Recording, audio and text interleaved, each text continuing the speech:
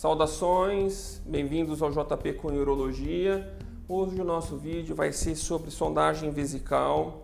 É um vídeo muito útil no quesito de que o pessoal da enfermagem e estudantes de medicina e de enfermagem têm muitas dúvidas de como proceder, né?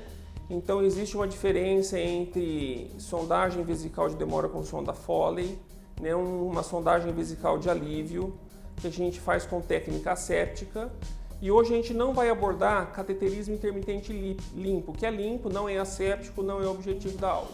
Também não é um vídeo de abordagem teórica dos porquês, das indicações, tá? Nós vamos nos ater à parte técnica para evitar duas principais complicações, que é infecções decorrentes da sondagem e principalmente do trauma uretral. Existem algumas diferenças entre a sondagem com sistema fechado, que é mais preconizado pelos infectologistas, porém você aumenta um pouco o risco de trauma de uretra. E o sondagem com sistema aberto, em que você há uma checagem da posição da sonda na uretra, dentro da bexiga, em que você diminui a chance de fazer um trauma de uretra. Aqui nós também abordamos um boneco com a genitália masculina. Por quê? Porque embora o pessoal da enfermagem relate que seja um pouco mais difícil de encontrar o meato uretral na mulher, porque no homem ele está bem exposto na extremidade do pênis, porém no homem existem alguns detalhes técnicos que se tornam importantes. Por quê? Porque a uretra é longa, curva e tem a resistência da próstata, né? E ali se torna muito mais provável que a sonda pare ou dobre, e na insuflação do balão, eventualmente da sonda não estando no lugar certo, vai insuflar dentro da uretra, vai machucar essa uretra, e complicação de trauma de uretra, ela é catastrófica, visto que os tratamentos muitas vezes não são bons e o paciente pode carregar um fardo de uma estenose de uretra para o resto da vida. Então vamos lá. Então aqui eu já preparei o material de sondagem, tá? Com uma seringa com soro, uma seringa com xilocaína, geralmente 10 ml de soro é o suficiente, né? 10 a 15 ml de xilocaína para o homem, para a mulher pode ser menos, tá?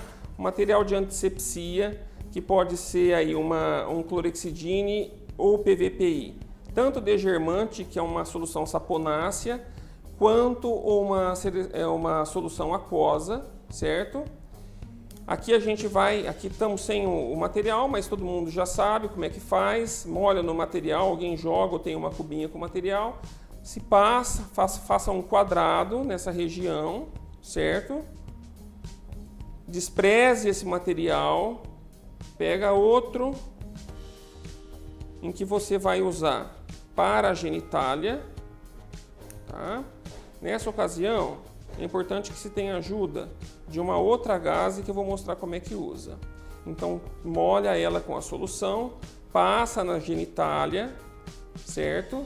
Aí com uma outra gaze, você já envolve aqui no sulco balão prepucial e termine de fazer antisepsia da extremidade da uretra, tá? Despreza isso. Aqui está um detalhe técnico importante, por quê?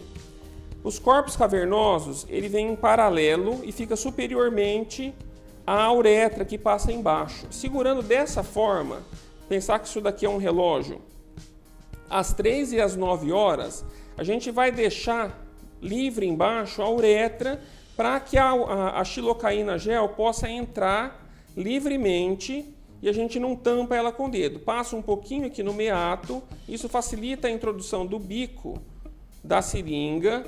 Aí aqui está outro detalhe, a gente vê frequentemente o pessoal jogando a xilocaína e ela saindo toda para fora. E aí você não lubrifica a uretra no seu interior e dificulta a passagem da sonda.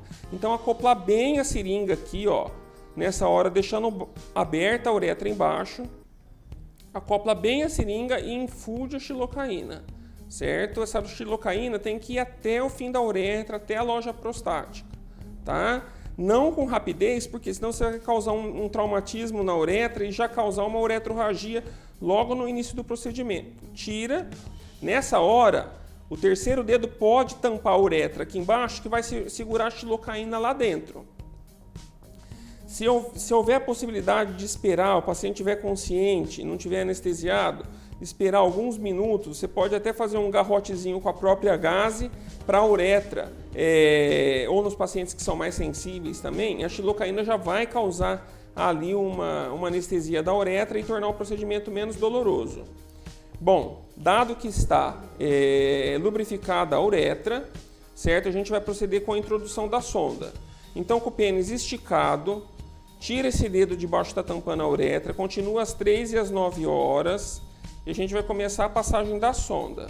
Aqui não o boneco, ele tenta simular um ser humano, mas ele tem algumas restrições, tem algumas diferenças, talvez a gente encontre alguma resistência na passagem da sonda, mas vai de forma regular e paulatina, introduzindo. Se houver nesse momento alguma resistência, uma leve, porque pode estar chegando no esfíncter, tanto no esfíncter externo, né, que é de musculatura estriada, de controle voluntário, com uma leve pressão, se vence essa resistência.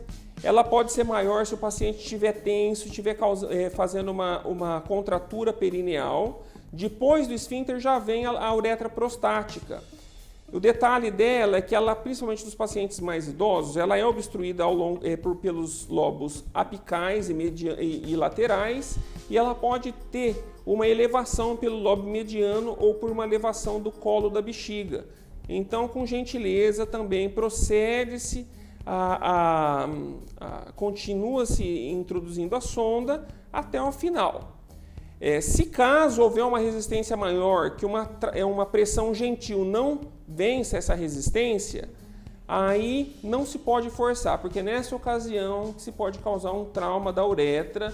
Aí talvez o médico plantonista pode fazer uma segunda tentativa, ou deve-se chamar um médico urologista, porque esse paciente pode ter ali uma estenose de uretra. Principalmente se na história dele tiver um trauma a cavaleiro, né, em que o paciente cai em cima de alguma superfície dura, uma gonorreia, ou pela próstata, se o paciente tiver uma idade um pouco mais avançada. Então, depois que se procede com a introdução da sonda até o final, né, para nós nos certificarmos de que ela se encontra dentro da bexiga, a gente pode fazer 2 testes. Apertando a região suprapúbica em cima da bexiga, se a gente passou a solução antisséptica em cima dela, pode fazer um simples teste tampando a entrada da sonda e fazendo um mecanismo de sanfonagem em que o soro acaba sendo refluído, né? E aqui talvez associar até uma pressãozinha suprapúbica em que a gente vê a saída da urina, certo? Neste momento, procedemos em seguida com o acoplamento do coletor. Aqui a gente pode lançar a mão de uma gaze para ajudar, porque fica escorregadia. E em seguida, da insuflação do balão, já que sabemos que ele se encontra dentro da bexiga.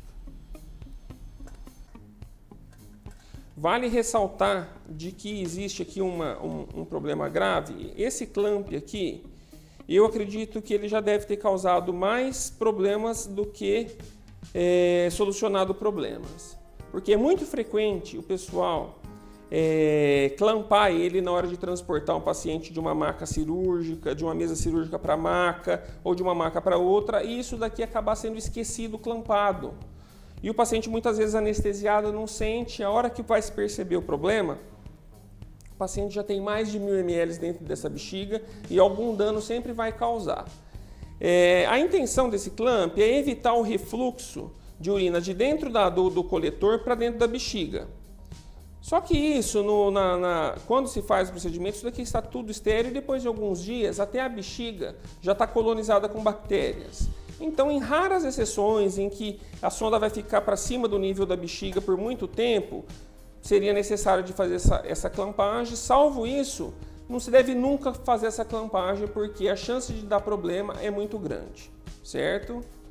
Então, com isso nós terminamos o nosso vídeo, né, de instrução de como fazer uma sondagem vesical, usando aqui um boneco de enfermagem, de treinamento de procedimentos, com a genitália nos moldes masculinos, Gostaria muito de agradecer a Santa Casa de Sertãozinho por ter nos concedido tanto espaço quanto o boneco e espero que com isso possamos evitar alguns traumas de uretra que são, como eu já disse anteriormente, muito graves, os tratamentos são ruins e muitas vezes os pacientes ficam com sequela para sempre, certo? E também usando a técnica certinho, evitamos infecções de urina por contaminação.